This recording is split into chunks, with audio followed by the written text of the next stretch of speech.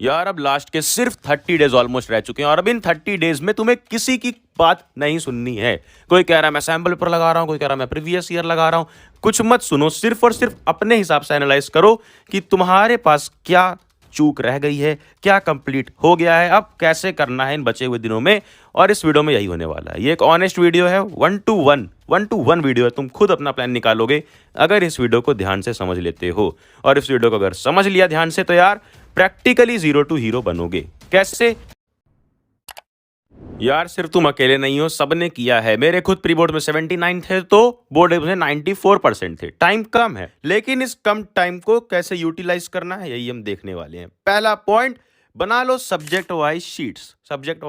अब इस शीट्स में क्या बनाना है देखो। सबसे पहले तो तुम्हारे पास पता होना चाहिए कि कौन कौन से चैप्टर्स आ रहे हैं। 3 मेजर सब्जेक्ट्स उठाओ, जैसे कि सोशल साइंस, साइंस और मैथ्स। अब इन तीनों सब्जेक्ट्स के वो सारे चैप्टर्स को मार्क करो। सबसे पहला टिक लगाओ किसमें? जो चैप्टर्स तुम्हारे कंप्लीट हो चुके हैं। और कंप्लीट से मेरा मतलब है कि तुमने उस चैप्टर को पढ़ा है और क्वेश्चन कुछ क्वेश्चन अपने हिसाब से लगाए हैं। कंप्लीट का मतलब ये जरूरी नहीं है कि तुमने उसके प्रीवियस ईयर, तुमने उसके सैंपल पेपर सब कुछ लगा रखा हो। बिल्कुल नहीं। कंप्लीट मतलब कि तुम्हें वो चैप्टर समझ में आ गया है, तुमने वो चैप्टर पढ़ लिया है, तो उसके सामने लगा दो एक टिक। नहीं तो जिस चैप्टर को तुमने अभी तक कंप्लीट नहीं कर पाए हो, यानी कि पढ़े हो, कुछ कुछ याद है, कुछ कुछ नहीं समझ में आ रहा है अभी तक, तो उस पर लगा दो एक क्रॉस। और जिस चैप्टर को तुमने अभी तक बिल्कुल टच भी नहीं किया है, उस चैप्टर के आगे लगा दो एक सर्कल।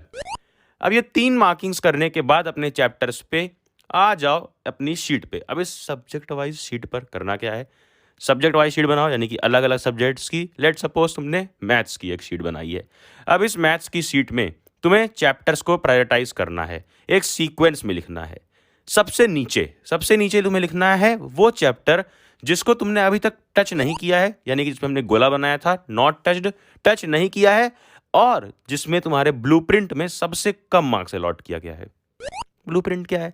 ब्लूप्रिंट यार हर साल वेबसाइट्स पे आ जाता है, अलग अलग वेबसाइट्स पे। एक वेबसाइट की लिंक डिस्क्रिप्शन में दे दूंगा जिसपे इस बार का ब्लूप्रिंट डला हुआ है। और इसमें ब्लूप्रिंट में देखो हमें दिखता है कि कौन सा चैप्टर कितने मार्क्स का है सैंपल पेपर में, और उतने ही मार्क्स के क्वेश्चन तुम्हारे बोर्ड एग्जाम में ऑलमोस्ट आते हैं। तो इससे पता चलता है कि कौन सा चैप्टर कितना इंपॉर्टेंट है। तो जैसे कि अगर मैथ्स की बात करें तो अभी जितने भी चैप्टर्स हैं इन सब में सबसे कम मार्क्स का है कंस्ट्रक्शन। और अगर तुमने कंस्ट्रक्शन नहीं पढ़ा हुआ था, वहां पर तुम्हारा गोला लगा हुआ था, तो अब उस चैप्टर को सबसे नीचे रखो। या फिर कोई और चैप्टर हो, मान लो तुमने क्वाड्रेटिक के क्वेश्चंस नहीं पढ़ा था और इसका देखो मार्क्स भी बहुत कम है, ब्लूप्रिंट में सिर्फ 4 मार्क्स का है as compare to other chapters, तो उसे सबसे नीचे लिख लो। फिर उसके ऊपर रहेगा वो जो तुमने नहीं पढ़ा है, गोला लगा हुआ है, नॉट टच्ड, बट ब्लूप्रिंट में ज़्यादा मार्क्स है, यानी कि उसकी इंपॉर्टेंस ज़्यादा है। सपोज तुमने एप्लीकेशंस ऑफ ट्रिग्नोमेट्री अभी तक नहीं छुआ बिल्कुल भी, बट यहां पर मार्क्स ज़्यादा है, 7 मार्क्स का वो चैप्टर है, तो उसके ऊपर वो चैप्टर लिख लिया। अब उसके ऊपर वो चैप्टर आएगा जो चैप्टर में तुमने क्रॉस लगाया था। क्रॉस का मतलब क्या था कि तुमने पढ़ा तो है कुछ कुछ, बट याद नहीं है, रिवाइज्ड नहीं है, या पूरा कंप्लीट नहीं है वो चैप्टर। अब उसके ऊपर उस क्रॉस में से वो वाले चैप्टर आएंगे जिनके ब्लूप्रिंट में कम मार्क्स हैं। सपोज अरिथमेटिक प्रोग्रेशन है जो तुमने पढ़ रखा है बट थोड़ा थोड़ा सा याद नहीं आ रहा है, तो 6 मार्क्स का ये चैप्टर है, उसको वहां पर लिख लिया। फिर सबसे टॉप पे इस लिस्ट में आ जाएगा तुम्हारे शीट में वो चैप्टर जिसको तुमने नहीं पढ़ा है और ब्लूप्रिंट में भी वो ज्यादा मार्क्स का है। फॉर एग्जाम्पल, अगर तुमने नहीं पढ़ा है स्टैटिस्टिक्स, और स्टैटिस्टिक्स यहाँ ब्लूप्रिंट में 8 मार्क्स का है, तो वो सबसे ऊपर आ जाएगा। एग्जाम्पल अगर लो तो इस शीट का, तो अब तुम्हें कैसे कैसे किस सीक्वेंस में पढ़ना है। सबसे पहले तुम्हें पढ़ना होगा स्टैटिस्टिक्स, फिर उसके बाद उसके नीचे चैप्टर्स हैं वो, फिर उसके बाद जो उसके नीचे चैप्टर्स हैं वो। मस्त प्लान है। और वो चैप्टर्स जिनमें हमने टिक लगाया था कि हाँ ये चैप्टर्स कंप्लीट हो चुके हैं, अब इसमें कुछ करने की जरूरत नहीं है, तो क्या उन चैप्टर्स को ऐसे छोड़ दें? नहीं। बट जब हम उस चैप्टर्स को उठाते हैं तो उसमें इतना टाइम लग जाता है कि हम आगे के चैप्टर्स पे आ ही नहीं पाते हैं। तो एक काम करो, उन्हें रिवाइज करने के लिए तुम्हारे पास होने चाहिए एक शॉर्ट नोट्स टाइप की चीज़ जिसमें तुम्हारे सारे इंपॉर्टेंट फॉर्मूले लिखे हों, सारे इंपॉर्टेंट डायग्राम्स हो, और उसमें हो सारे इंपॉर्टेंट क्वेश्चंस के पार्ट कि कहाँ से वो क्वेश्चंस बन रहे हैं। और ये चीज़ तुम प्रीवियस ईयर क्वेश्चंस को एनालाइज करके सिंपली कर सकते हो। बट अब अगर तुम करने जाओगे तो काफ़ी टाइम वेस्ट होगा, इसलिए इस बुक का इस्तेमाल करो। बिल्कुल ये मैजिक बुक है यार तुम्हारे लिए, फाइनल रिवीजन एडुकार्ट की। इस बुक में तुम्हारे सारे के सारे इंपॉर्टेंट डायग्राम्स, फॉर्मूले, सब कुछ 5-6 पेजेस में पूरा सिलेबस रिवाइज करवाया गया है, और हर सब्जेक्ट का तुम्हें एक मिलेगा फाइनल सैंपल पेपर, जिससे तुम्हारा कंप्लीट रिवीजन हो जाएगा। तो डिस्क्रिप्शन में जो लिंक है उस पर जाकर अगर ये बुक को परचेज करोगे अभी तो तुम्हें मिलेगा 90 रुपीज़ का ऑफ। तो जाओ उस ऑफ का यूज़ करो और इस बुक का यूज़ करना अपना फाइनल रिवीजन करने के लिए। तो हमने अरेंज कर लिया कि कौन सा चैप्टर पहले करना है, कौन सा बाद में करना है। अपने हिसाब से तुम्हें खुद अरेंज करना उस पेज पे। अब आओ चलो देखते हैं कि कैसे करना है कि कम से कम टाइम में होगा।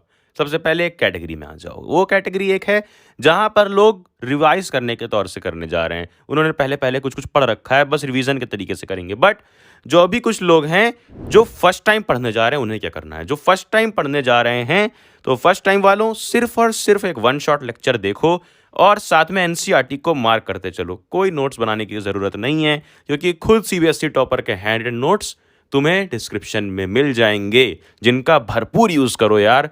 और यूज़ करते वक्त ध्यान रखना, विश्वास रखना कि सबसे पहली प्रायोरिटी होनी चाहिए तुम्हारी सिलेबस कंप्लीट करना। दूसरे को बिल्कुल मत देखना कि वो देखो नेहा का राहुल बहुत ज़्यादा तरीके से सैम्पल पेपर्स लगा रहा है, अलग अलग रेफरेंस लगा रहा है। बिल्कुल नहीं, तुम्हें अपने तरीके से सिलेबस को कंप्लीट करना है सबसे पहले, देन उसके बाद ही कहीं इधर उधर भटकना है। और सिलेबस को कंप्लीट करते वक्त तुम्हारे पास एक चीज़ दिमाग में होनी चाहिए, जो कि है डेट शीट। क्योंकि डेट शीट में जब देखोगे, अगर हम इस बार के डेट शीट की बात करें तो उसमें मैथ्स को ज़्यादा टाइम दिया गया है, 7 दिन ऑलमोस्ट, और सोशल साइंस के लिए सिर्फ 3 दिन मिले हैं। तो इस बार का, जिस साल में तुम हो, जिस ईयर में तुम हो, उस ईयर का डेट शीट देखना। और जिस सब्जेक्ट में कम टाइम दिया गया है, जो गैप होता है वो बहुत कम दिया गया है, उसको अभी से बिल्कुल सिलेबस कंप्लीट रखने की कोशिश करना। क्योंकि एंड में यार तुम्हारे पापों को पुण्य में बदलने का कोई मौका फिर नहीं रह जाएगा। अरे वाह, गुड आइडिया। अगर तुम्हारे वो चैप्टर्स हैं जो कंप्लीट हो चुके थे, एक बार तुमने पढ़ा था, और अगर 7 दिन तुम्हें मिल जा रहे हैं तो तुम वहां पर रिवाइज करके भी एंड में काम अपना निकाल लोगे। एंड नेक्स्ट वो लोग जो लोग सिर्फ रिवीजन करने जा रहे हैं, तो भाई रिवीजन के लिए सबसे बढ़िया बात है कि तुम सिर्फ और सिर्फ रिवाइज करो अपने। अगर तुमने नोट्स बनाए तो वो, नहीं तो सीबीएसई टॉपर के नोट्स और प्रीवियस ईयर क्वेश्चंस को बिल्कुल मिला के पी लो। सारे के सारे प्रीवियस ईयर क्वेश्चंस के पीडीएफ तुम्हें डिस्क्रिप्शन में मिल जाएंगे।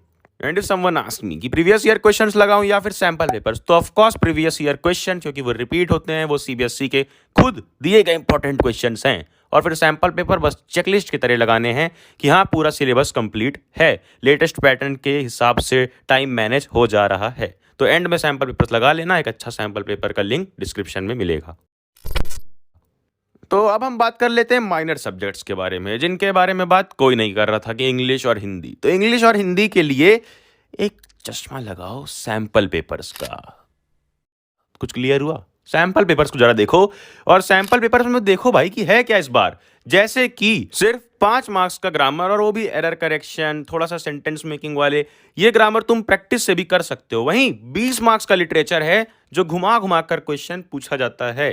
तो प्लीज लिटरेचर पे थोड़ा ध्यान देना, और ध्यान देना पड़ेगा ही नहीं अगर तुम ध्यान से देखते हो हमारे वीडियोस। यार कमेंट्स जब आते हैं कि आपके वीडियोस देखने के बाद हमें कुछ भी करने की ज़रूरत ही नहीं पड़ती है, तो मज़ा आ जाता है, क्योंकि एनिमेटेड लेक्चर्स बना रखे हैं, लाइन बाय लाइन एनसीईआरटी को समझा रखा है, किसने क्या बोला, किसका क्या मतलब है, अंडरस्टैंडिंग मतलब क्या है, टेक्सचुअल मतलब क्या है, वो सब समझाया है। और हर वीडियो के डिस्क्रिप्शन में दी गई है वर्कशीट, जिसमें सारे प्रीवियस ईयर, सारे एमसीक्यू, सारे पैसेज बेस्ड, सारे क्वेश्चंस भी मिल जाएंगे इंग्लिश के। तो इंग्लिश की प्लेलिस्ट की लिंक डिस्क्रिप्शन में मिल जाएगी, जाकर अपना सिलेबस जल्दी से जल्दी खत्म कर लेना लिटरेचर का वहां से। और ग्रामर के भी कुछ वीडियोस बहुत जल्दी आने वाले हैं, तो नोटिफिकेशन वाली घंटी छेड़ दे कि कुछ भी मिस ना हो, और फिर जाना जा पढ़ ले।